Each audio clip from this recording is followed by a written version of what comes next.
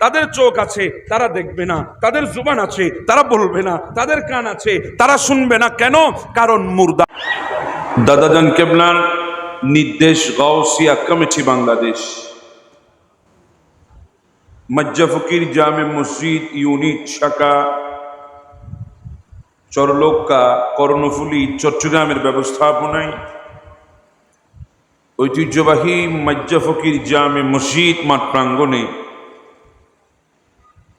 আহলে বাইতে রসুল, সবাই বলি সাল্লাল্লাহু তাআলা এর স্মরণে 13তম 3 দিন ব্যাপী পবিত্র শহদায়ে কারবালা মাহফিল 2024-এর সমাপনী দিবস এর সম্মানিত সভাপতি, আপনাদেরই রাহবার, আপনাদেরই অভিভাবক, অত্র এলাকার সরতাজ, অত্র মসজিদ উত্তর চরলোক্কা ওয়াহিদিয়া তৈবিয়া জামে মসজিদ চরলোক্কা কর্ণফুলী চট্টগ্রামের খতিবে মুকাররম হযরতুল আল্লামা জনাবে মাওলানা মুহাম্মদ আব্দুল আলীম আল কাদেরী মুদ্দাজিলহুল আলী সাহেব, বিশেষ করে আজকের মাহফিলের প্রধান অতিথি জনাব মোহাম্মদ সালেহ জহুর সাহেব, বিশেষ করে আজকের মাহফিলের অসংখ্য হযরত অতিথিবৃন্দ, ওলামাই কেরাম, বিশেষ করে মঞ্চ উপবিষ্ট আমার মুরব্বী অত্র মসজিদের সম্মানিত মোতওয়াল্লি সাহেব, আরো গণ্যমান্য ব্যক্তিবর্গ, আমি সবার নাম জানছি না বলে উপযুক্ত তারিফ করার সুযোগ হচ্ছে না। মঞ্চ উপবিষ্ট গাউসিয়া কমিটি বাংলাদেশ, অত্র ওয়ার্ড ইউনিট, বিভিন্ন থানা ওয়ার্ড ইউনিট থেকে আগত নেতৃবৃন্দ, কর্মীবৃন্দ, আমার সামনে বসা দিনদার, ইমানদার, ফরহেজগার, মুত্তাকি আমার রসুলের উম্মতেরা, বাবার বয়সী মুরব্বীরা, সমবয়সী বন্ধুরা, স্কুল কলেজ ইউনিভার্সিটি মাদ্রাসার মেধাবী শিক্ষার্থী ভাইয়েরা, পর্দার অন্তরালে ওয়াজ ও নসিহত শ্রবণের উদ্দেশ্য অবস্থানরত মা ও বোনেরা, কচি কাঁচা কলিজা টুকরা সোনামণিরা, ইন্তেজামিয়া কমিটির সকল সদস্য ভাইয়েরা, বাবারা, আসসালামু আলাইকুম ওয়া রাহমাতুল্লাহি তাআলা ওয়া বারাকাতুহু।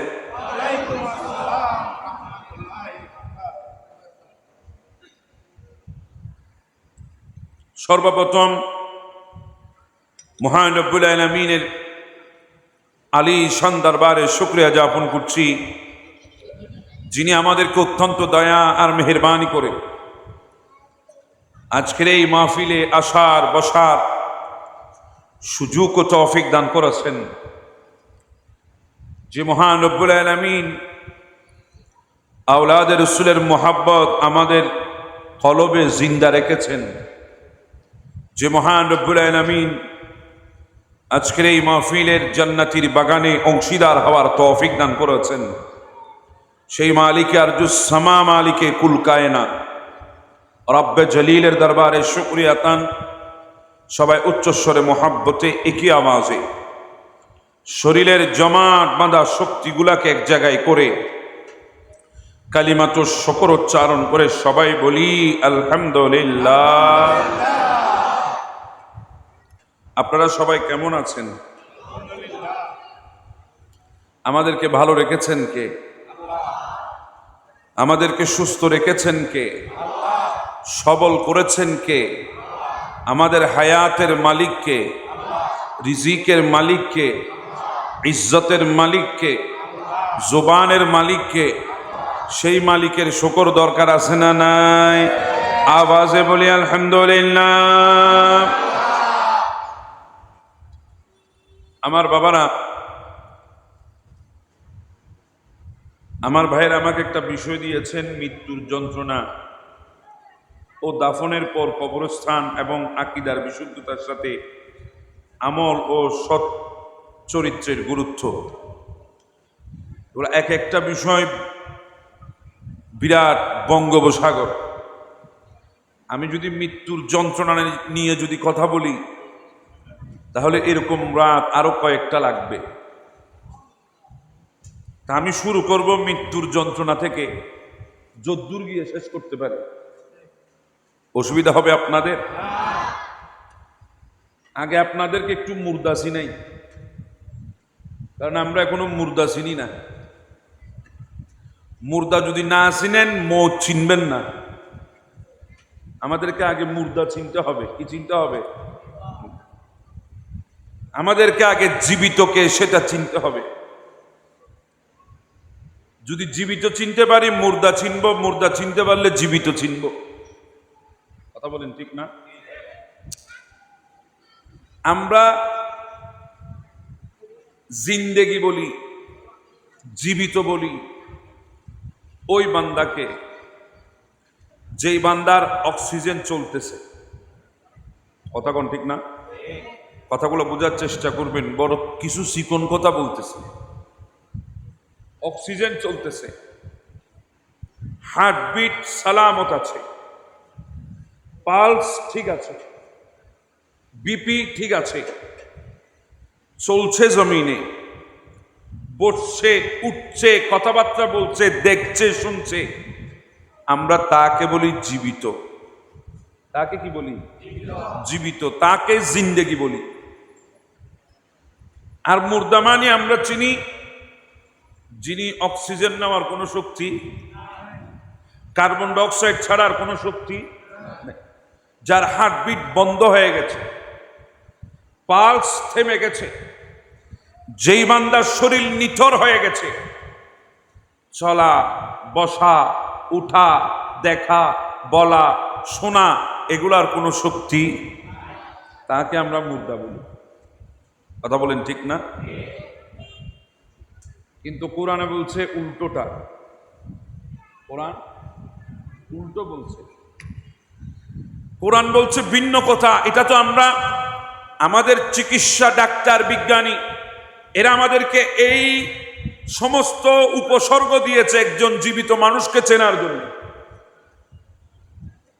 কারণ একজন মানুষ যখন অসুস্থ হয়ে যায় আগে তার কে ইসিজি করে তার হার্ট দেখা হয়, হার্ট ঠিক আছে নি।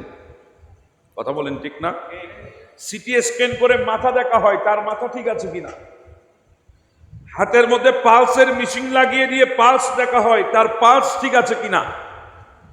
তার চোখ বন্ধ থাকলে চোখের পাতা খুলে দেখা হয় তার চোখ নড়ছে কিনা।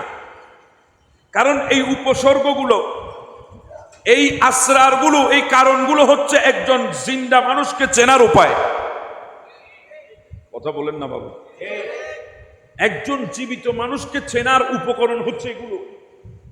তো আমাদেরকে ডাক্তার বিজ্ঞানীরা শিখিয়েছে এগুলা থাকলে সে জীবিত, এগুলা না থাকলে সে মুর্দা।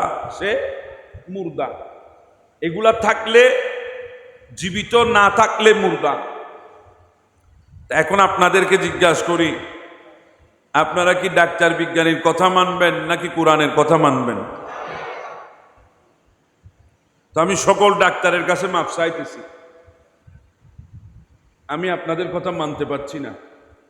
কারণ আমার ঈমান আমাকে কোরআনের কথা মানতে বাধ্য করছে। বলেন না? ডাক্তার বিজ্ঞানী আমাকে জীবিত মানুষ চেনার আসরার দেখিয়ে দিয়েছে, মুর্দা মানুষ চেনার আসরার দেখিয়েছে, কারণ দেখিয়েছে, উপসর্গ দেখিয়েছে। কিন্তু আমার কোরআন আমাকে আরেকটা দেখিয়েছে। এখন আমি ডাক্তার বিজ্ঞানী যেহেতু কথা মানতে পারছি না, আপাতত তাদের কাছে সরি। কথা বলেন ঠিক না? আসেন এবার আমার আল্লাহ আমাদেরকে মুর্দা চিনিয়েছে, আমার আল্লাহ আমাদেরকে জিন্দেগি চিনিয়েছে কোরআনে। পৃথিবীর জমিনে আমার নবীর আগমন এমন একটি পরিবেশ আর পরিস্থিতির মাঝে যেখানে ইনসানিয়ত বলতে কোনো শব্দ ছিল না, যেখানে মানবতা বলতে কোনো শব্দ ছিল না, যেই জাজিরাতুল আরবের মধ্যে আইম্মায়ে জাহিলিয়া যুগ ছিল, অন্ধকারের যুগ ছিল, মানুষ আকৃতিগতভাবে মানুষ ছিল তাদের স্বভাব চরিত্র কথা বার্তার মধ্যে মনুষ্যত্ব বোধ ছিল না। এমন এক পরিবেশ পরিস্থিতির মধ্যে আল্লাহর মেহেরবানি, আল্লাহর দয়া, আল্লাহর করম, আল্লাহর ফজায়েল, আল্লাহর সব চাইতে বড় কুদরত আমার রসুলকে পাঠিয়ে দিয়েছেন। রসুলের তশরিফ আওয়ারি হয়ে গেল।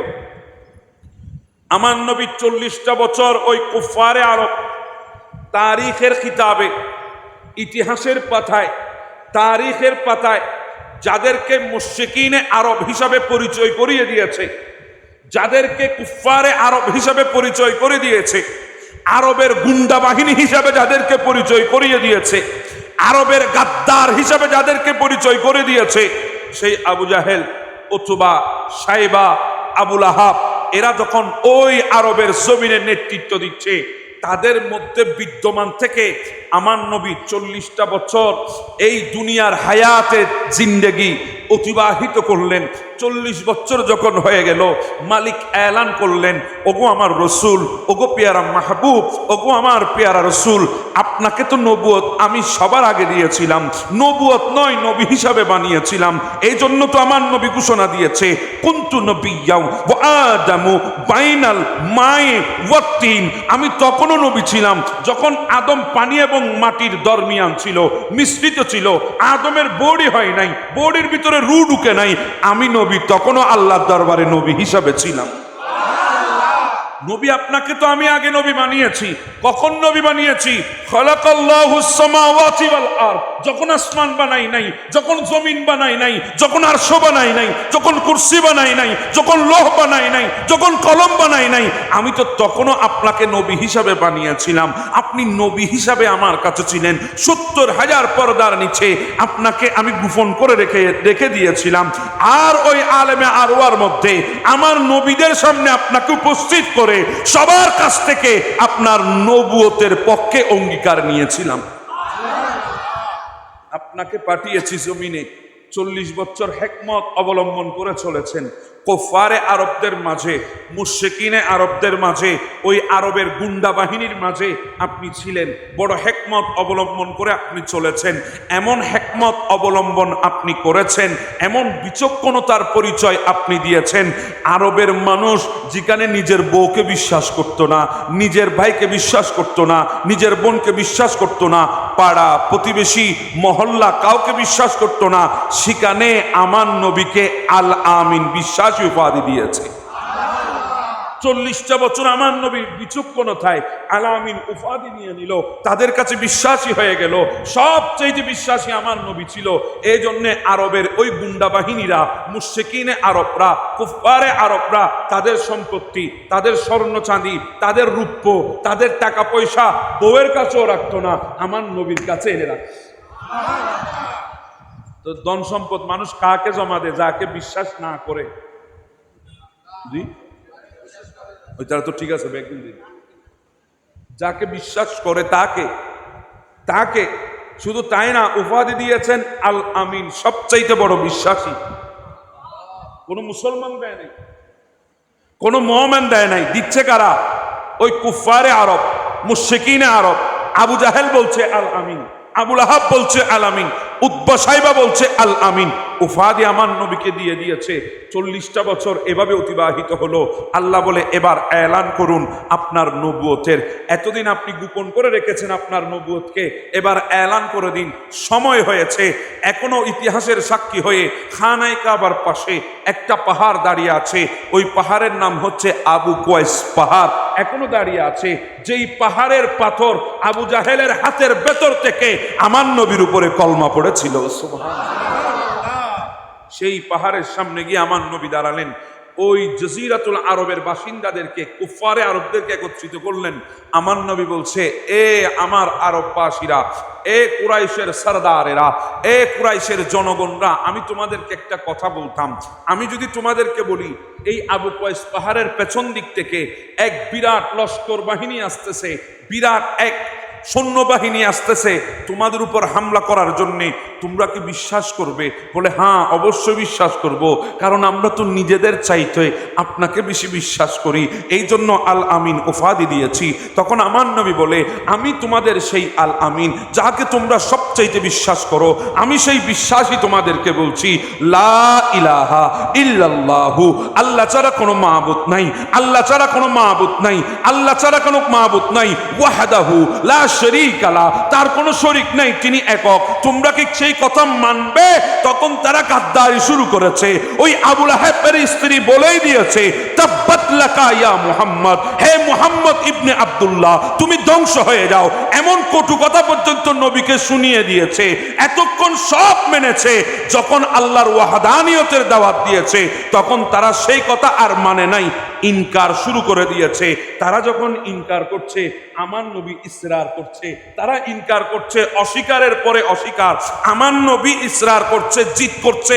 যখন তারা অস্বীকার করছে, আমার নবী আরো বেশি দাওয়াত দিচ্ছে। তারা যখন ইনকার করছে, নবী আরো বেশি ইসরার করছে।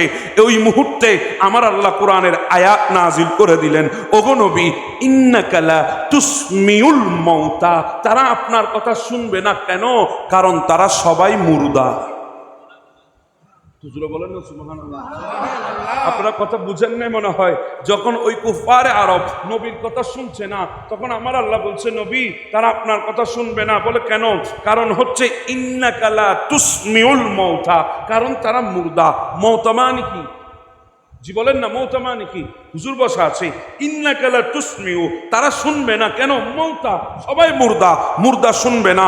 কেন শুনবে না? বলে সুম্মুন বুকমুন উমিয়ুন, তাদের চোখ আছে তারা দেখবে না, তাদের জুবান আছে তারা বলবে না, তাদের কান আছে তারা শুনবে না। কেন?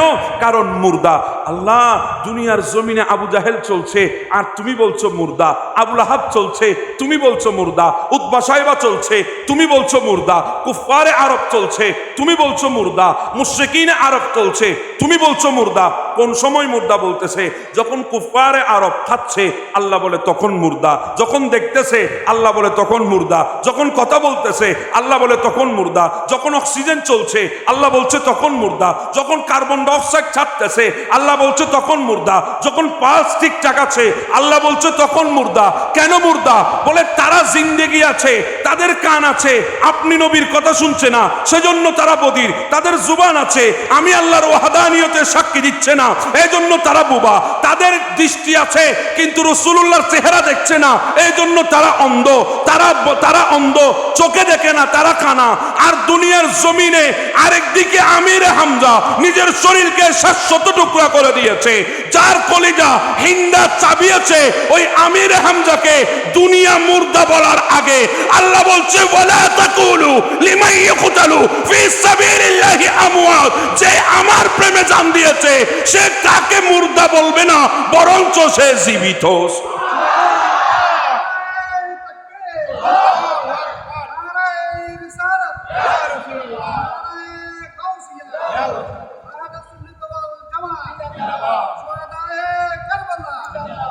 একদিকে আবু জাহেল দুনিয়ার জমিনে চলছে আল্লাহ বলছে মুর্দা, আরেকদিকে আমির হামজা 700 টুকরা হয়ে গেছে আল্লাহ বলছে জিন্দা। শুধু জিন্দা না, আমি গোটা পৃথিবীর কিছু আইনের কিছু বিষয় দেখলাম, সেখানে আমি দেখেছি চিন্তা করা কোথাও কোনো অপরাধ নাই। চিন্তা করার মধ্যে কোনো অপরাধ। আপনি যদি চিন্তা করেন আমি চুরি করব, আপনাকে পুলিশ ধরতে আসবে না। আপনি যদি চিন্তা করেন আমি মানুষের পকেট মারব, পুলিশ আসবে? জি বলেন না, আসবে। কিন্তু করবেন না, করলে কিন্তু আসবে। তাহলে দুনিয়ার কোনো ল, দুনিয়ার কোনো আইনে চিন্তা করা অপরাধ নয়। এখন জিজ্ঞাসা করি ইসলাম তোমার দৃষ্টিতে কি বলে? ইসলাম বলে না, চিন্তার মধ্যে কোনো গুনাহ নেই। কেউ যদি চিন্তা করে আমি শরাব খাবো, গুনাহ হবে না? খাইলে কেউ যদি চিন্তা করে আমি নামাজ ছেড়ে দেবো, গুনাহ হবে? ছাড়লে গুনাহ হবে। তাহলে চিন্তার মধ্যে কোনো গুনাহ নেই। দুনিয়ার আদালতে চিন্তার মধ্যে কোনো অপরাধ নাই। কিন্তু আল্লাহ বলছেন ওয়ালা তাহসাবান্নাল্লাযীনা কুতিলু, হে আমার বান্দারা আমার শহীদরা মুর্দা, আমার রাস্তায় যারা জান দিয়েছে মুর্দা, তাদেরকে বলবে না এরা যে মরে গেছে এ কথা চিন্তাও করা যাবে না। তাহলে আমার বাবারা বলছিলাম, ডাক্তার বিজ্ঞানী আমাদেরকে জীবিত চিনিয়েছে একরকম, কোরআন আমাদেরকে জীবিত চিনছে আরেক রকম। কথা বলেন ঠিক না? তাহলে জিন্দেগি আজরাইলের আসা যাওয়ার মধ্যে ডিপেন্ড করে না। কথা সূক্ষ্ম কথা। জিন্দেগি আজরাইল আসলে চলে যাবে, আজরাইল না আসলে থাকবে, এমনটি নয়। যদি এমনটি যদি হতো তাহলে আবু জাহেল তো জীবিত থাকতো, কারণ তার কাছে আজরাইল আসে নাই। আজরাইল আসার আগে আল্লাহ বলছে সে মুর্দা। কথা বলেন ঠিক না? আবুল আহাবের কাছে আজরাইল আসে নাই, না আসার আগে বলছে মুর্দা। তাহলে জিন্দেগি আজরাইলের উপরে ডিপেন্ড নয়, জিন্দেগি মুস্তাফার ওয়াফাদারের উপরে ডিপেন্ড। বলেন না সুবহানাল্লাহ। জিন্দেগি মুস্তাফার ওয়াফাদার হওয়ার মধ্যে ডিপেন্ড। এই জন্য নবীর ওয়াফাদারের কারণে ওই আমিরে হামজা 700 টুকরো হওয়ার পরেও, শোহদায়ে বদর নিজের জীবনকে কুরবান করার পরেও, শোহদায়ে খায়বর নিজের জীবনকে কুরবান করার পরেও, শাহিনশাহ কারবালা সৈয়দুশ শুহাদা নিজের জীবনকে কুরবান করার পরেও কুরআন তাদেরকে মরতে দেয় নাই, আর রাসূলের গাদ্দারিতে আবু জাহেলকে বাঁচতে দেয় নাই। নবীর ওয়াফাদারের কারণে শহীদদেরকে মরতে, আর নবীর গাদ্দারির কারণে জিন্দা থাকতে তাকে বাঁচতে দেয় না। কথা কোন ঠিক না বেটে? এই হচ্ছে কথা। তো আমাদের দেশে অনেকে বলে শহীদ ইকরাম মারা গেছে, শহীদরা রাখেন। অনেক জালেম তো আছে বলে আমার নবী নাকি মরে মাটির সাথে মিশে গেছে। একটু জোরে বলেন না বাবা, নাউজুবিল্লাহ। এরকমও কিছু জালেম আছে না নাই? তারা বলে শহীদরা মুর্দা, তারা বলে আল্লাহর ওলিরা মুর্দা, তারা বলে সাহাবে ইকরাম মুর্দা, আওলাদ রাসূল মুর্দা। একটা কথা মনে রাখবেন, এক রাতে একটা পুকুরের দুই পাশে দুই প্রান্তে দুইজন বান্দা পুকুরের ঘাটে এসে পরিষ্কার পরিচ্ছন্ন হচ্ছে, হাত মুখ ধুচ্ছে, উযু করছে। তো পশ্চিম পারে একজন নেমেছে, পূর্ব পারে আরেকজন নেমেছে। পশ্চিম পারে যিনি নেমেছেন তিনি উযু বানাচ্ছেন তাহাজ্জুদ পড়ার জন্য।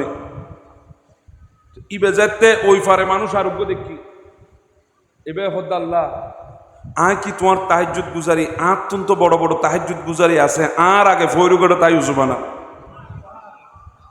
এবার তাহাজ্জুদ গুজারি দেই উবেরে কি মনে করে, তাহাজ্জুদ গুজারি মনে করে। পূর্ব ভাষে জিতেন এমনি ইতো হদ আল্লাহ আয় কি চোর, ইতো তো আত্মন আরো বড় চোর, কারণ আয় চুরি করি আইবার আগিতে খামসারে দিতে আগায় আত্মুক দি ফেলা। তৈলি উচ্চ সুদ দেই ইতিবেরে সুর মনে করছি, এবার তাহাজ্জুদ গুজারি দেই উবেরে তাহাজ্জুদ গুজারি মনে করছি। তো আজকে যারা বাংলার জমিনে আল্লাহর ওলি শুহাদা ইকরাম আমার নবীকে মুর্দা মনে করবে, মুর্দা বলবে, আপনারা ঝগড়া করবেন না, বুঝে যাবেন এ নিজে মুর্দা, এজন্য মুর্দা মনে করছে। এ নিজে মুর্দা, এজন্য মুর্দা মনে করছে।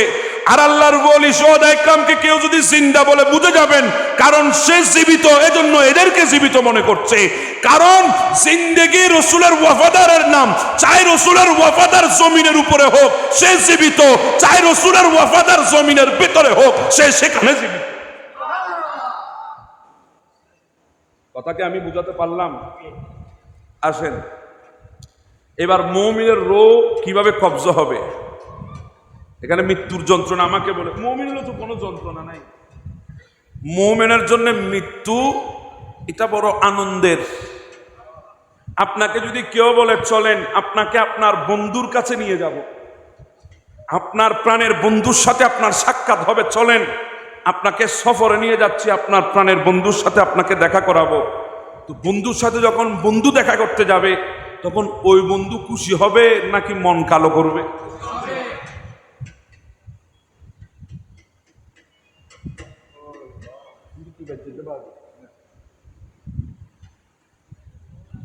অসুবিধা হচ্ছে আপনাদের?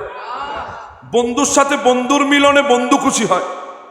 সফর যত কষ্টের হোক, চাই এখান থেকে 1000 মাইল পাড়ি দেওয়া হোক, এত কষ্ট সহ্য করে যখন বন্ধুর সাথে দেখা করার কথা আসে, কেন?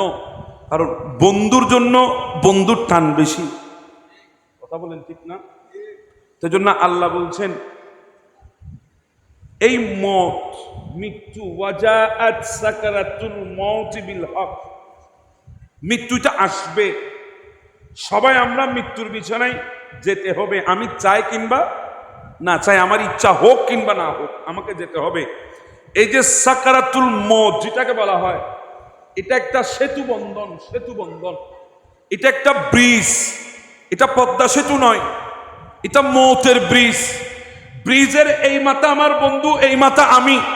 তো আমাকে পাড়ি দিতে হলে মৃত্যুবরণ করতে হবে। আমাকে এটা পাড়ি দিতে হলে, মৌতের ব্রিজ পাড়ি দিতে হলে মৃত্যুবরণ করতে হবে। তো আমি তো যাচ্ছি বন্ধুর সাথে দেখা করার জন্যে। তখন ওই মুমিন বান্দার জন্য মৃত্যুটা আনন্দের হয়ে যায়। বন্ধুর সাথে দেখা করতে যাচ্ছে, মৃত্যু এটা সেতু বন্ধন। এটাকে মুমিন ভয় পায় না, মুমিন ভয়। তবে আমার মত এটা আসানও নয়, মত এটা আসানও নয়। কারণ আপনি যখন কিছু অর্জন করবেন, অর্জনের মধ্যে কষ্ট আছে না নাই? কষ্ট ছাড়া কি অর্জন হয়ে যাবে? আপনি অর্জন করছেন, সেটা আপনাকে কষ্ট করে অর্জন করতে হবে। সেজন্য মত এটা আবার কষ্টের, মত এটা কষ্টের। এজন্য আল্লাহ বলছেন ফালাউলা ইযা বালাগাতিল হুলকুম, রূহ কোথায় আসবে? এখানে একটা নরম জায়গা আছে না নাই? এটাকে বলা হয় হুলকুম, হুলকুম। আল্লাহ বলছেন ফালাউলা ইযা বালাগাতিল হুলকুম, একদিন তোমাদের রূহ এই হুলকুমে আসবে। রূহ কোথায় আসবে? হুলকুমে। কারণ রূহ কবজ শুরু হয় পায়ের দিক থেকে। কোন দিক থেকে? আস্তে আস্তে পায়ের অনুভূতি হারাবে, এরপরে হাঁটু দেশের অনুভূতি হারাবে, এরপরে কোমর দেশের অনুভূতি হারাবে, এরপরে বক্ষ দেশের অনুভূতি হারাবে, এরপরে রূহ এখানে চলে আসবে, এখান থেকে মুখ দিয়ে বের হয়ে যাবে। কথা বুঝতেছেন? এখান থেকে রূহ শুরু হবে। দেখেন একটা হাদিস শোনাই আপনাদেরকে, বড় মজার হাদিস। হযরতে বারা ইবনে আযিব রাদিয়াল্লাহু তাআলা থেকে হাদিস। তিনি বলছেন মান নবী সাল্লাল্লাহু আলাইহি ওয়াসাল্লাম ফি জানাজাতির রাজুলিন মিনাল আনসার ফান্তাহাইনা ইলাল কবর। আমরা রাসূলুল্লাহর সাথে একজন আনসারী সাহাবীর জানাজা পড়ার জন্য রওনা হয়েছে। সুবহানাল্লাহ বলবেন না? সুবহানাল্লাহ। কিছু কথা আপনারা বুঝবেন দিমাগ ঠিক রেখে, কারণ রাসূলের হাদিস বলাও ইবাদত, শোনাও ইবাদত। নিয়তে শুনবেন, আর যখন শুনছেন অন্তর অন্তর একটা নিয়ত করেন, নেক নিয়ত করেন। আল্লাহ আমি আপনার নবীর হাদিস শুনছি, আমার অন্তরে নিয়ত হচ্ছে আমার সন্তান নেই, আল্লাহ তুমি আমাকে একটা সন্তান দান করো। আল্লাহ আমার দৌলত নেই, তুমি আমাকে দৌলত দান করো। আল্লাহ আমার ইজ্জতের কমতি আছে, তুমি আমাকে ইজ্জত দান করো। আল্লাহ আমি অসুস্থ, তুমি আমাকে সেবা দান করো তোমার নবীর হাদিসের বরকতে। এভাবে নিয়ত করে বসবেন, আল্লাহ পাক আমার নবীর হাদিসের বরকতে নিয়তকে পরিশুদ্ধ করে দেবে, কবুল করে নেবে। কথা বুঝতেছেন? আমার কথাগুলো বুঝতেছেন? দেখেন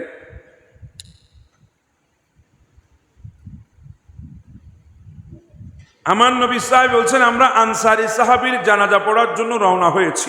এখানে হুজুর বসা আছেন। আনসারী সাহাবীর জানাজা, ফি জানাজাতির রাজুলিন মিনাল আনসার, একজন আনসারী ব্যক্তির জানাজা পড়ার জন্য বের হয়েছি। আনসার মানে যারা মদিনায় আমার নবী সহ মুহাজির সাহাবী যারা হিজরত করে মক্কা থেকে মদিনায় এসেছে, এদেরকে যারা সহযোগিতা করেছে এদেরকে বলা হয় আনসারী সাহাবী। তো জোরে বলেন না সুবহানাল্লাহ। আনসারী সাহাবী, আনসারী সাহাবীর জানাজা পড়ার জন্য বের হয়েছি। ফান্তাহাইনা ইলাল কবর, জানাজায় যাওয়ার সময় কবর সামনে পড়েছে। মনে করেন আপনাদের কবরস্থান ওইদিকে, একজন মানুষ মারা গেছে, ওই মানুষকে ওখানে দাফন করা হবে, কবর ওখানে খনন করা হচ্ছে। ওই দিকের মানুষগুলো যখন জানাজার মাঠ এটা এখানে যখন আসতেছে, তো জানাজার মাঠের আগে তাদের কাছে কবর পড়ে নাই।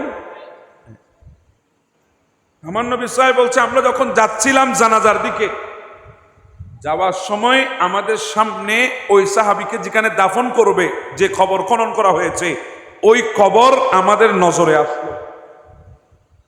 আমরা গিয়ে আমার নবী সহ ওয়ালাম্মা ইউলহাদু ফাজালাসা রাসূলুল্লাহ সাল্লাল্লাহু আলাইহি ওয়াসাল্লাম, আমার নবী যে কবর খনন করা হয়েছে ওই কবরের পাশে গিয়ে আমার নবী বসে গেলেন। সুবহানাল্লাহ।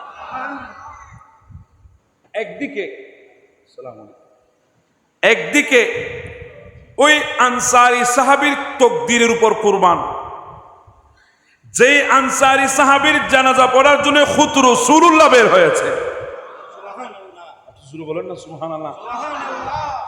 তাই কাশ যদি আমাদের জানাজার মধ্যে আমার নবী আসতো।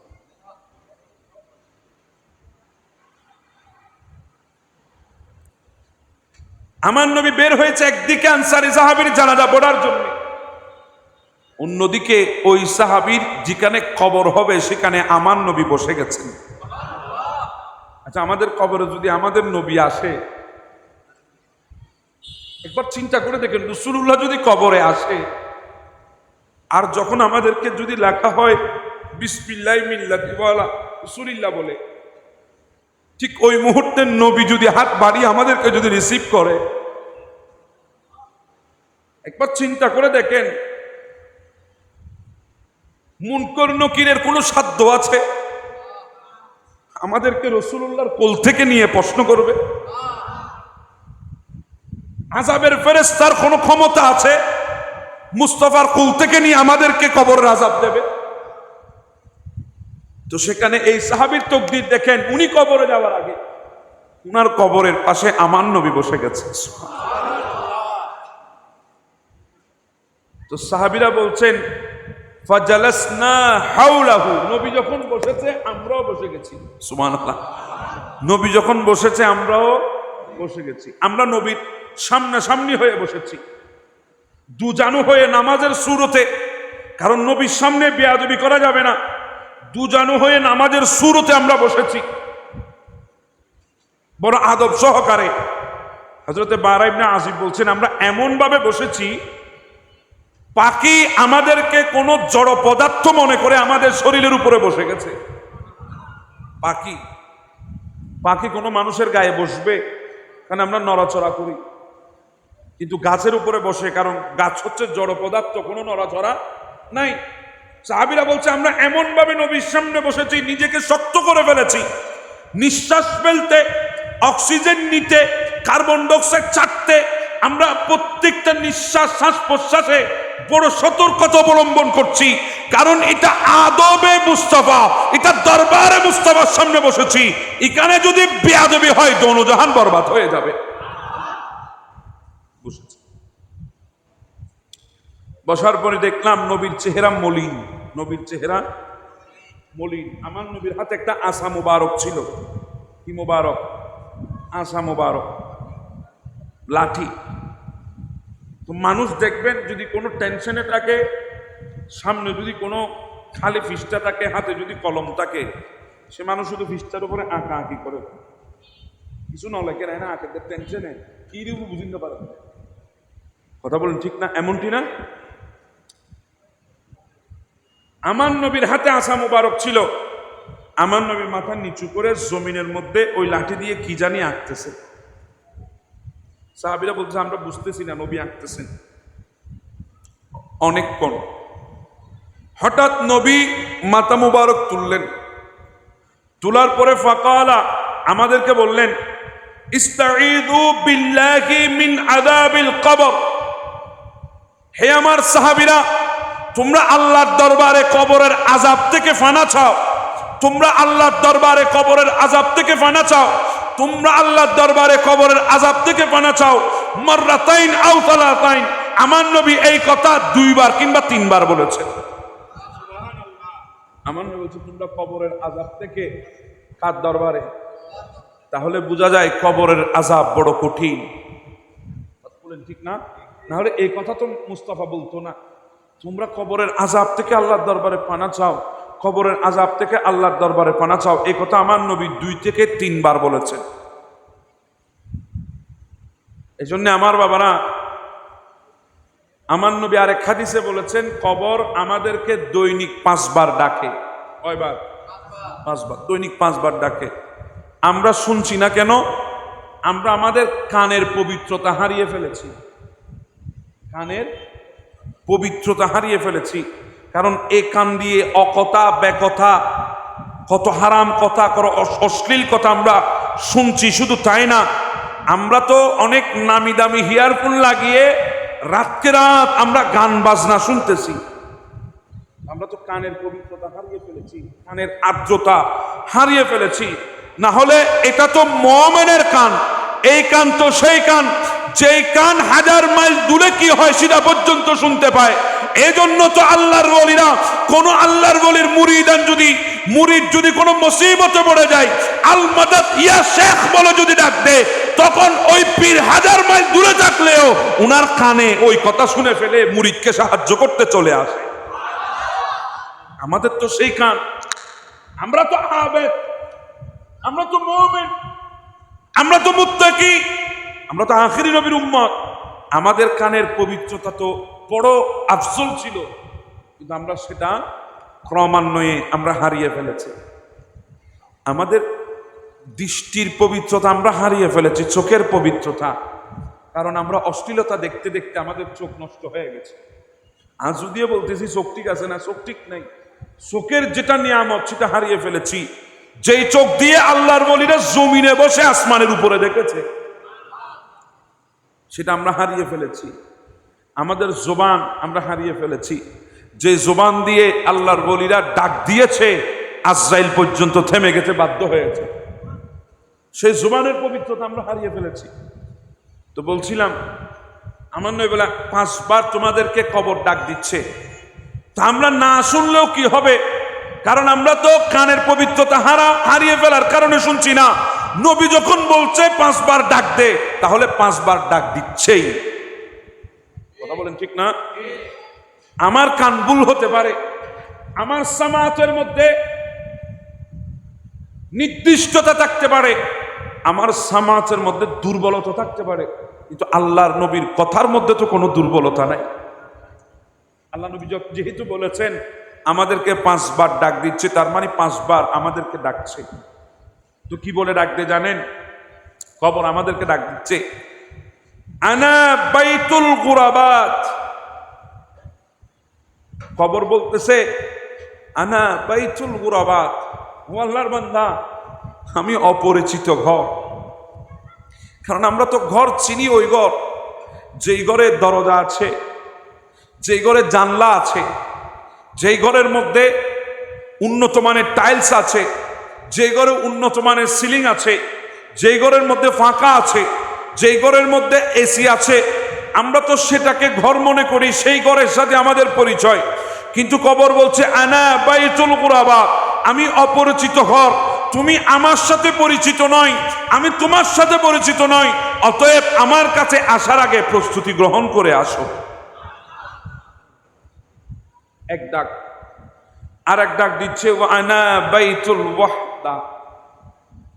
আমাদের ঘরে তো আমরা একা না, আমাদের মা আছে, বাবা আছে, ভাই আছে, বোন আছে, স্ত্রী আছে, পুত্র আছে, আমাদের আত্মীয় স্বজন, পাড়া প্রতিবেশী, চাচা ফুফি, খালা খালু, মামা মামি সবাই আছে। কিন্তু কবর বলছি, আনা বাইতুল ওয়াহদা, আমি একা থাকার ঘর। আমার ঘরে কোনো আত্মীয় নাই, কোনো স্বজন নাই, কোনো বন্ধু নাই, কোনো বান্ধব নাই, কেউ নাই, আমি একা থাকার ঘর। অতএব আমার কাছে আসার সময় প্রস্তুতি নিয়ে আসো। সুবহানাল্লাহ বলবেন না? 3 নাম্বার কবর ডাক দিচ্ছে, আনা বাইতুত তুরাব। আমরা তো ঘর চিনি, হয়তো বেড়া দিয়ে তৈরি, ছাউনি দিয়ে তৈরি। এখন তো নাই, এখন আছে নাই। আমাদের ভাইয়েরা জাদুঘরে যাইতে হবে, ছাউনির ঘর দেখতে হবে। একসময় তো ছাউনির ঘর ছিল, খেজুর পাতা দিয়ে ঘর বানাতো, খেজুরের গাছ দিয়ে ঘর বানাতো। এখন তো এগুলা নাই। ছাউনির ঘর ছিল, টিনের ঘর ছিল। এখন তো কিছু হোক না হোক, অন্তত পক্ষে আধা ফাঁকা আধা টিন। কথা বলেন ঠিক না? এটা হচ্ছে আমাদের সমাজে একজন যিনি লো লেভেল, ওনার ঘর। আর যদি টাকাওয়ালা হয় তাহলে তার বলার কোনো অবকাশ নাই। ওনার ঘর তো কি আলিশান রাজপ্রাসাদের মতো, কথা বলেন ঠিক না? কিন্তু কবর বলছে ওয়া আনা বাইতুত তুরাব, আমি হচ্ছি মাটির ঘর, আমি হচ্ছি মাটির ঘর। আমার ঘরে দরজা নাই, জানলা নাই, কিছুই নাই, আমি মাটির ঘর। অতএব আমার কাছে আসার সময় প্রস্তুতি নিয়ে আস। এরপরে বড় কঠিন কথা বলছে, আনা বাইতুদ দুদ, আমার শরীরে যদি একটা পোকা উপর উড়ে এসে যদি পড়ে, আমি তাড়াতাড়ি পোশাক থেকে সেটাকে ঝেড়ে ফেলছি। আমাদের অনেক মা বোন আছে তেলা পোকা দেখলে, হাতি দেখেছে মনে করে চিল্লাই উঠে, অনেক ভাইয়ার আছে ইঁদুর দেখলে লাফ দিয়ে উঠে। কিন্তু কবর বলছে ওয়ানা বাইতুদ দুদ, আমি হচ্ছি পোকামাকড়ের ঘর। আমার ভেতরে পোকামাকড় আছে, আমার ভেতরে সাপ আছে, বিষাক্ত অনেক জীবজন্তু আছে। অতএব আমার কাছে আসতে হলে তোমাকে প্রস্তুতি নিয়ে আসতে হবে। এইভাবে কবর আমাদেরকে ডাক দিচ্ছে, যদিও বা আমরা সেই ডাক শোনার ক্ষমতা আমাদের নাই, যোগ্যতা নাই, কোয়ালিটি নাই, আমরা আমাদের যোগ্যতা হারিয়ে ফেলেছি। কিন্তু রসুল যেহেতু বলছে, তাহলে কবর ডাক দিচ্ছে, কথা বলেন ঠিক না?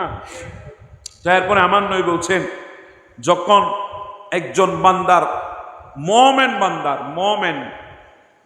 বান্দার রূহ কবজ করার সময় আসে, হাদিস এখনো শেষ হয় নাই, লম্বা হাদিস, আপনাদের অসুবিধা হচ্ছে?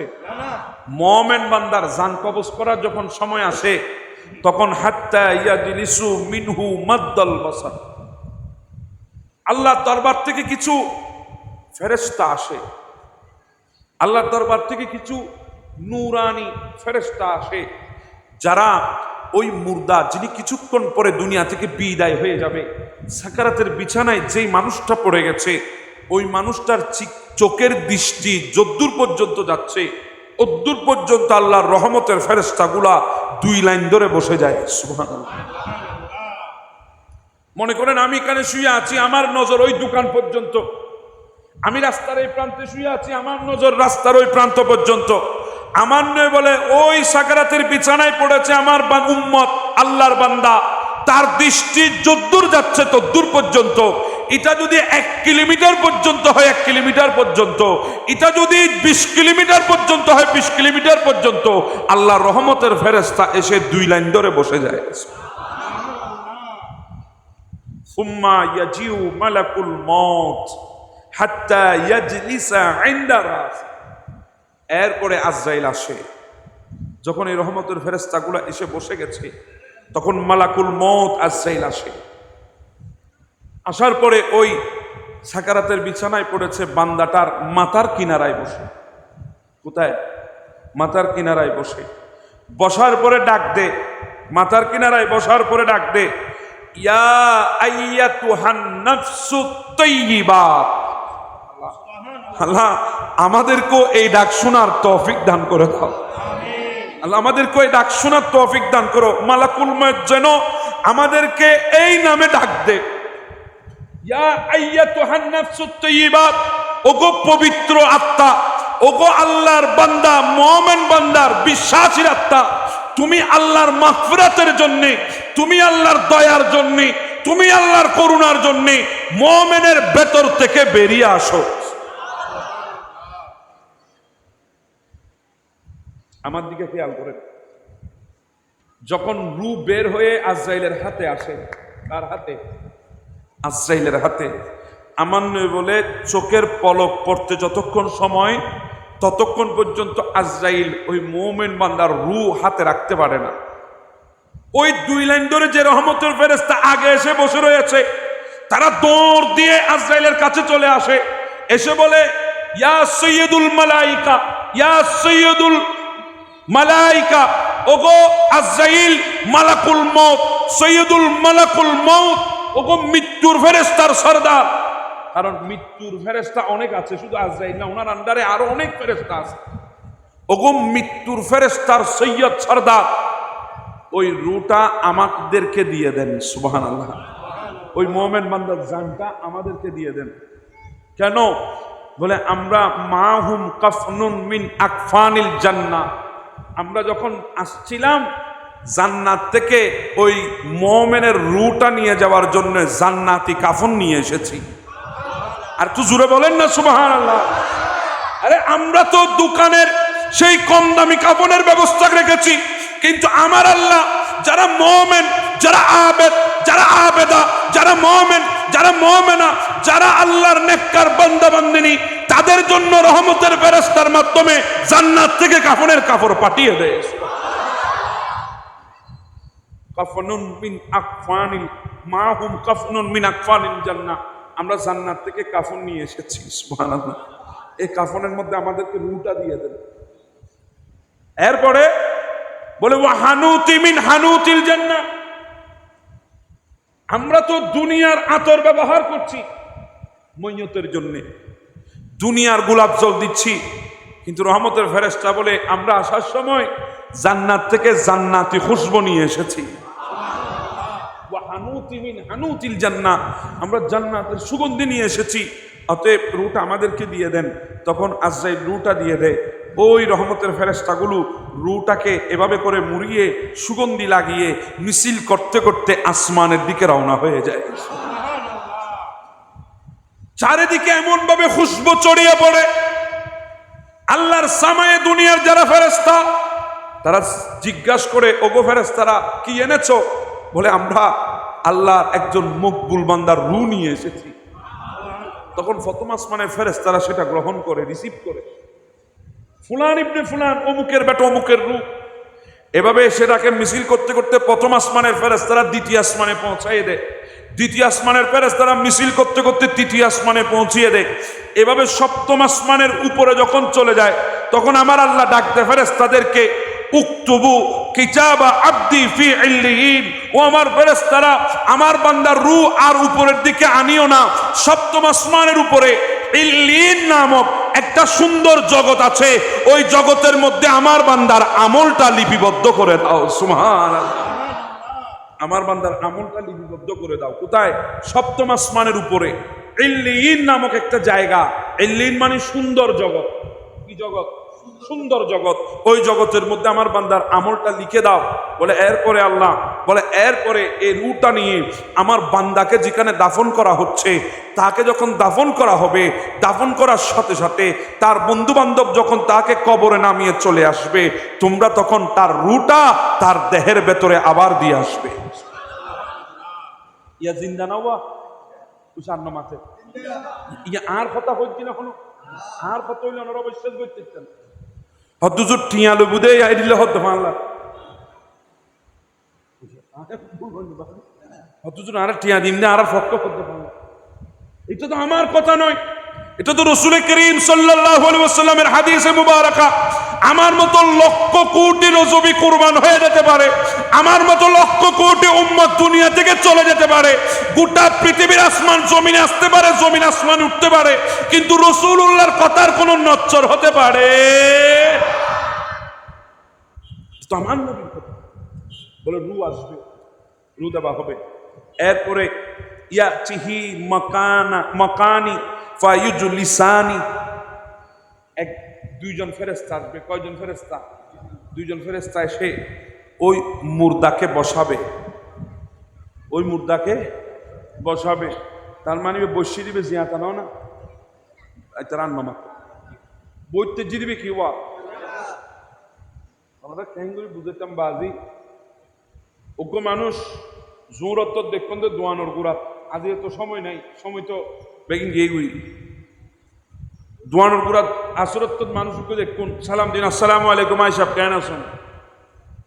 মগরিবত তুই নন্দে মানুষ মারা গিয়ে তো এবার সাহিত্যকে ইন্দে দেখতে লাগুন, এবার গরত শুইল এবার শোয়াই রে কি ফলো রত খেয়ে যাই এরকম হইবেন না, আসসালামু আলাইকুম আই সাহেব হা অনেক গেলাম গুই এ হতা হইবেন না কোনো হইবেন।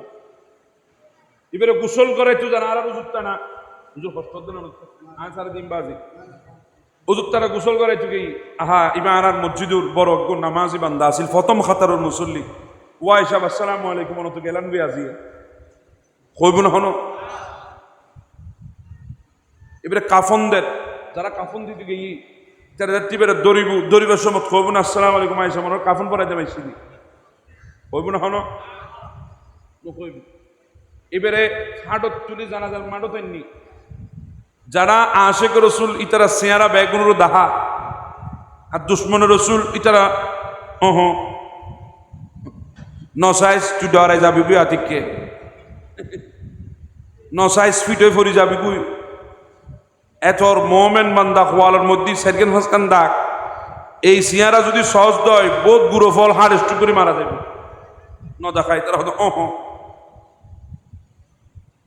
এটারা দাহাইন না পারে দে খদ্দের দাখন না যায় জিতে জিয়েন না পারে ইতিয়েন না যায় সই মানে নেবা দাহাইন না পারে দেই ইতে খদ্দের না যায় সিয়ারা দখন না যায় জন্য ইতের উজুরুরি দাহাইন না পারে কারণ ইতের উজুর দুনিয়ার জমিনত নবীর সাথে দুশ্মনী করেছে নবীর শানে বেয়াদবি করেছে মরার সাথে সাথে তার চেহারা তো ওই নাপাক শুকুরের মতো আল্লাহ বানিয়ে দিয়েছেন অনেক নাফরমানের চেহারা কুকুরের মতো হয়ে যাবে কিয়ামতের ময়দানে অনেক নাফরমানের চেহারা কুকুরের মতো হয়ে যাবে কিয়ামতের ময়দানে তো কিয়ামতের ময়দানে কুকুরের মতো সেই উঠবে যে মরার সময় কুকুর হয়ে মরেছে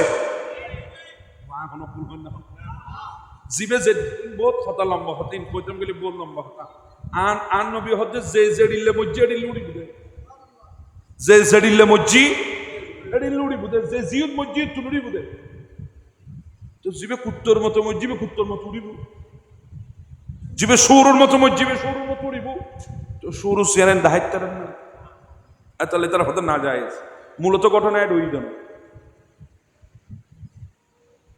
আচ্ছা যা হোক বাজে বললাম বা কইতে বললাম বা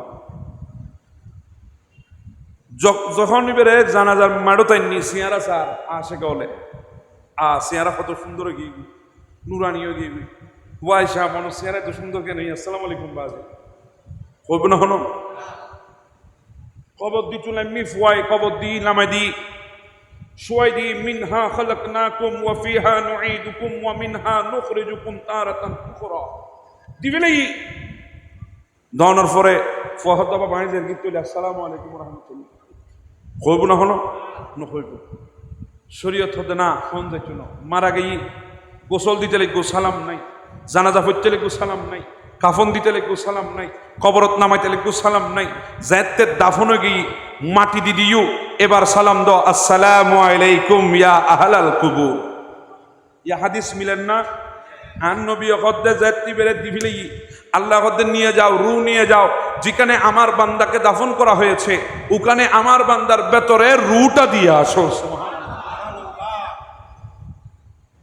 আমার নয় বলছেন তাকে বসাবে কবরে বুঝতে লেগে না বাজি ইনারা দিন গায়ে কোনো লাভ নাই ওনারা যদি নবুজন দেয় আয় বাজি না কান টুন দিয়ে ওনারা রু শোনা শূন্য করে তিতার না ইয়াতে আর পাই হলো বোধ কে হতে টান দন না লু শোনা শূন্য যে কুই লু শোনা শূন্য করে কোনো লাভ নাই বুঝম ফুরিব কষ্ট করে ওনারা বসুন উড়ে বৃষ্টি পড়ে কত গরম খালি ওনারা একটা বস্তু হলে আয় যদি ওনারা আজাদ কিয়া দিয়ে ওনারা কেন বলবেন আজকে বসুন একমাত্র মাহবুব নবীর মোহাব্বতে হাদিসে মুস্তাফার মোহাব্বতে কালামুল্লাহ শরীফের মোহাব্বতে হাসনাইনে করিমানের মোহাব্বতে আজিয়ের বড়ে আগামী হালের বড়ের মধ্যে বেশ তাইব না তাইব তুমি বড় দামি বড়ে বড় কষ্ট করে বসুন দামি দিয়ে বসুন দেয় আনলে ওনারা আর তুমি বস সরস হ্যাঁ ওনারা তুমি এত সরস ন আমি আপনাদের থেকে এত বেশি দামি নয় যে আমি চেয়ারে বসেছি এমনটি নয় কারণ আমি কথা বলছি আপনারা আমাকে না দেখলে আপনাদের শুনতে ভালো লাগবে না জন্য আমি চেয়ারে বসেছি আমি দামি বলে চেয়ারে বসি নাই আর আপনারা কম দামি বলে নিচে বসেন নাই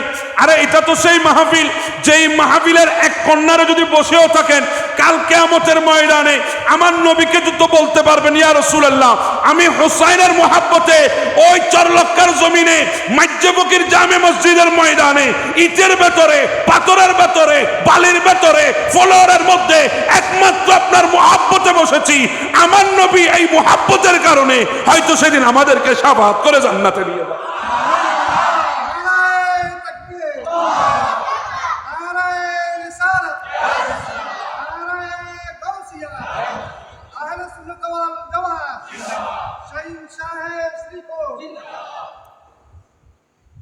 আপনাদের অসুবিধা হচ্ছে আমার নয় বলে তাকে বসানো হবে কবরে কয়জন ফেরেশতা একজন নাম মুনকর আরেকজন নাম নকির উগো সগন দেখে উগো হানে নুনে কইছো কি মুসিবত একটা চোখে দেখে না আরেকটা ইনাদের শরীরের রং হচ্ছে, নবী বলছেন নীলবর্ণ। এটা মেশকাতে আছে হাদিস, অনেক লম্বা কথা। নীলবর্ণ ইনায় যদি আবার ইকে যাই ইতার আর পরিচয় দিবেন লাই, তুলে আরো 2-3 ঘন্টা যাবে। মুনকর নকির আসলেন, আমার নয় বলে তাকে বসানো হবে, জিজ্ঞাসা করা হবে মান রব্বুকা। আচ্ছা, আজকে প্রশ্নপত্র কেন ফাঁস হচ্ছে এগুলো নিয়ে কত আন্দোলন। আরেকজন বড় আল্লাহওয়ালা কুয়াকাটার জমিন রাখতেছে না, গাড়ির ভেতরে ড্রাইভিং সিট রাখতেছে না, শুধু নামাজ আর নামাজ। আছে না নাই? সে নামাজ পড়ছে কুয়াকাটার জমিনে গিয়ে, নামাজের টাইমে নামাজ পড়তেছে, গাড়ির ভেতরে ড্রাইভিং সিটে নামাজের মধ্যে নামাজ পড়তেছে, সময়ে নামাজ পড়ে ফেলতে। আরে বাবা কেন? বলে আমি বড় নামাজি। নাম হইতেছে আদেব আলী। কথা বলেন ঠিক না? আবেদ আলী। কিন্তু এইদিকে প্রশ্নপত্র পাস করে সে কোটি কোটি টাকা আত্মসাৎ করে ফেলেছে। তুমি আত্মসাৎ করে ইবাদত তো তোমার কোনো কাজে আসবে না। কথা বলেন ঠিক না বে ঠিক? প্রশ্নপত্র ফাঁস, এগুলো নিয়ে কত তুল কালাম, এগুলা নিয়ে কত মারামারি হানাহানি, কত কোটি টাকার বিজনেস হচ্ছে, কত কোটি টাকার ব্যবসা বাণিজ্য হচ্ছে, অবৈধ পথে ইনকাম হচ্ছে, হাজার ছাত্রের জীবন নষ্ট হচ্ছে। কিন্তু এমন একটা পরীক্ষা, যেই পরীক্ষাটা হবে কবরের ভেতরে, এমন একটা পরীক্ষা যেই পরীক্ষার প্রশ্নপত্র নয়, শুধু উত্তরপত্র পর্যন্ত ফাঁস হয়ে গেছে। প্রশ্নপত্র নয়, উত্তরপত্র পর্যন্ত পাস হয়ে গেছে, কিন্তু এরপরেও পাস করা যাবে না যদি ভেতরে ঈমান না থাকে। রাতে মুখস্থ করেন মান রব্বুকা মান রব্বুকা মান রব্বুকা, রব্বি আল্লাহ রব্বি আল্লাহ রব্বি আল্লাহ। এটা মুখস্থ করি করি গালর ফেনা চুলি হদ্দুজন একটু দুষ্ট মুখস্থ করি ফেলায়। এবার কবর দহনের পর যদি ঈমান না থাকে দয়, এটা তোমার বাজ্যিলেও বাইরে চুলো। আপনি অ্যারাবিকের উপরে পারদর্শী, হাজার অ্যারাবিক সাবজেক্টের উপরে আপনি ডক্টর পিএইচডি ডিগ্রি অর্জন করেছেন, কিন্তু কবরে যদি ঈমান নিয়ে যেতে না পারেন, আপনার দুনিয়ার যেই অ্যারাবিকের উপরে পিএইচডি অর্জন করেছেন এই সার্টিফিকেট আপনার কাজে আসবে না।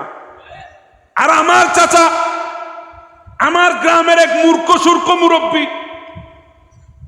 আব্দুর রহমান, যিনি ভালো করে বাংলাও বলতে পারে না, কোন শব্দ লিখতে পারে না, অক্ষর জ্ঞান নেই, কিন্তু তার কলব ভর্তি ঈমান আছে। সে আরবি কোনোদিন পড়েও নাই, কোরআন শরীফ তেলাওয়াত করতে জানে না, কিন্তু ঈমান পাকাপোক্ত আছে।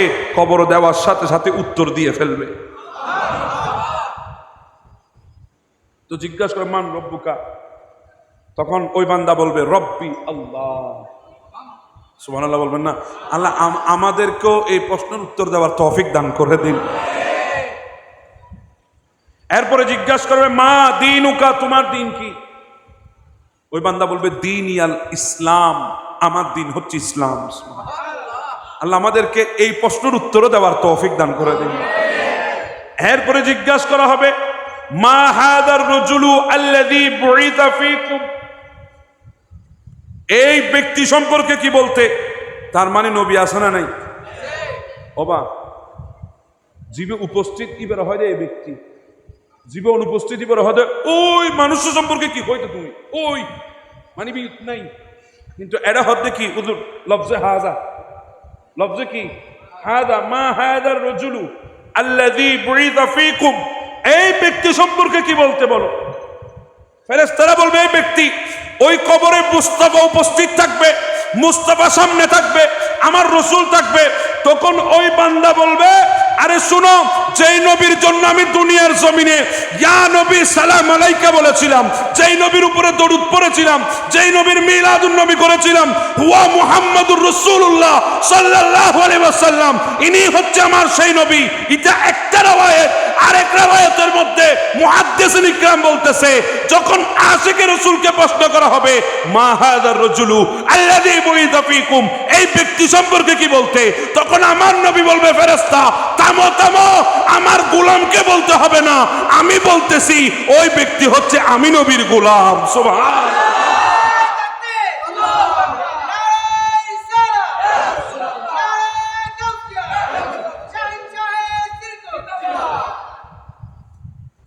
যদি আশেক হয়, গোলাম হয়, ওই বান্দার থেকে নবীর পরিচয় দিতে হবে না, নবী পরিচয় দেবে আশেকের।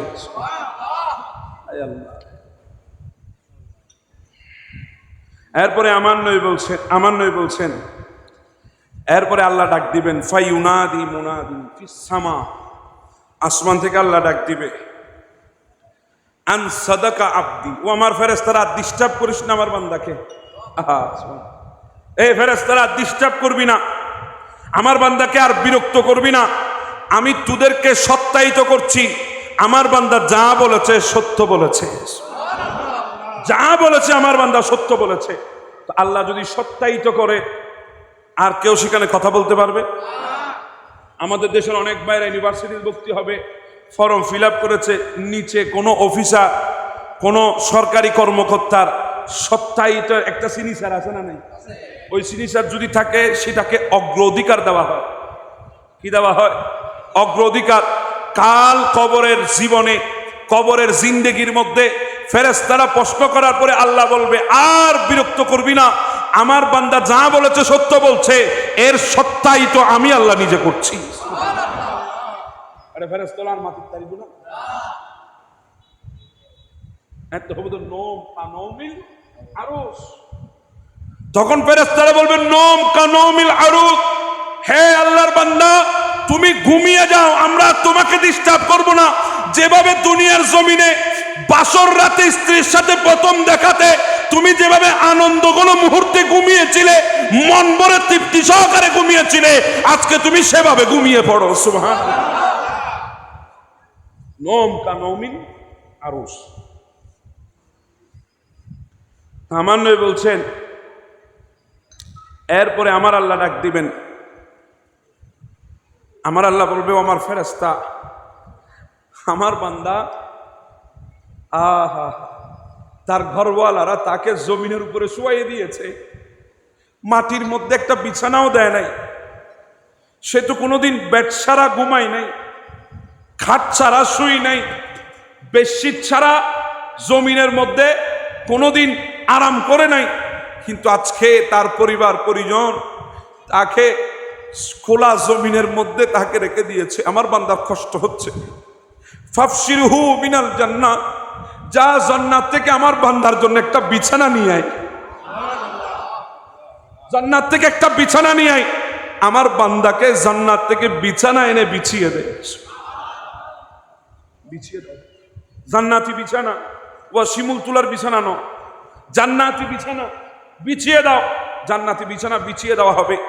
এরপরে বলা হবে আমার ফেরেশতা তাকে 3টা কাপড় দিয়েছে আমার মুমিন বান্দা, আমার মুমিনা বান্দানি তাকে 5টা কাপড় দিয়েছে।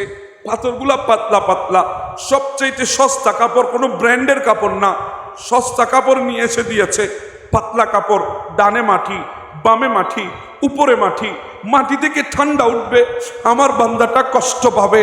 ওয়ালবিসুহু মিনাল জান্নাহ, যা জান্নাত থেকে একটা দামি পোশাক এনে আমার বান্দাকে পরিয়ে দে। কোত্থেকে? জান্নাত থেকে পোশাক এনে পরিয়ে দে। ও আমার ফেরেশতারা ওয়াফতাহু লাহু বাবান ইলাল জান্নাহ, আমার বান্দা কবরের মধ্যে একাকী, কোনো বন্ধু নাই, বান্ধব নাই, আত্মীয় নাই, স্বজন নাই, তার সময়গুলা কাটবে না, তার বিরক্তি মনে হবে, তার কাছে বড় বিরক্তিকর লাগবে, তার কাছে একাকিত্ব লাগবে, তার সময় কাটবে না। ও আমার ফেরেশতারা জান্নাতের দরজাগুলি আমার বান্দার কবরের দিকে খুলে দে, যাতে বান্দা কবরে শুয়ে শুয়ে জান্নাতের নাচ নিয়ামত দেখে দেখে তার সময় পার করতে পারে। সুবহানাল্লাহ। আল্লাহ আমাদেরকেও সেই মুমিন বান্দাদের অন্তর্ভুক্ত করে না। বলছিলাম বাবা এগুলা মুমিনের জন্য পুরস্কার, ওই মুমিনের জন্য মৃত্যুটা কি নয়, বেদনাদায়ক নয়। মৃত্যুটা মুমিনের জন্য না খুশির মুআমালা নয়, মৃত্যুটা মুমিনের জন্য বড় আনন্দদায়ক। কথা বলেন ঠিক না ঠিক? গুনাহগারের জন্য শাস্তি, মুমিনের জন্য নিয়ামত। এজন্য বাবা এই নিয়ামতগুলো পেতে হলে নিজেকে কি বানাতে হবে? এটা রান্না মাতে। এই নিয়ামতগুলো পেতে হলে নিজেকে কি বানাতে হবে? মুমিন বানাতে হবে। তো মুমিন সে বান্দা, ইয়া আইয়ুহাল্লাযীনা আমানু, ওহে আমার ঈমানদারেরা, সেই বান্দাগুলো ঈমানদার। সেই ঈমানের ডেফিনিশন মুফাসসিরিন ইকরাম তাফসীরের মধ্যে দিয়েছে, বিশেষ করে তাফসীরে কাশাফের মধ্যে আমি দেখেছি ওখানে ইয়া আইয়ুহাল্লাযীনা আমানু তাফসীর করতেছে হে নবীর গোলামেরা, হে নবীর, হে নবীর গুলামেরা, নবীর আশেকরা, নবীর দিওয়ানারা, কারণ ইমানদার তারা যারা নবীর দিওয়ানা। নবীর ইমানদার তারা যারা নবীর দিওয়ানা, কারণ নবীর দিওয়ানা না হলে তো ইমানদার হওয়া যাবে না। তো এই জন্য আল্লাহ পাক আমাদেরকে নবীর দিওয়ানা হবার তৌফিক দান করে দিক। আল্লাহ আমাদেরকে উত্তম আমল করার তৌফিক দান করে দিক। হাদিস আরো অনেক লম্বা, আরো অনেক কথা রয়ে গেছে, আর সামনের দিকে গেলাম না। আল্লাহ পাক আজকের এই মাহফিলকে কবুল আর মঞ্জুর করে নিন। যারা অক্লান্ত পরিশ্রম করেছে, টাকা দিয়ে, পয়সা দিয়ে, বিভিন্নভাবে সার্বিক সহযোগিতা করেছে, আল্লাহ পাক সবার শিরকতগুলাকে কবুল আর মঞ্জুর করে নিন। ইনশাআল্লাহ যদ্দূর শেষ করেছি, যদি কোনো সময় সুযোগ হয় আবার দদ দিতাম হইদিন, তারা হয়তো আবার খুঁজি দদ লড়তে পারলার উপরে দদ দিতাম হইদিন। যদি কোনো সময় সুযোগ হয় তাহলে এখান থেকে ইনশাআল্লাহ আমি শুরু করার চেষ্টা করব। আল্লাহ পাক রব্বুল আলামিন আমাদেরকে বুঝার তৌফিক দান করুন।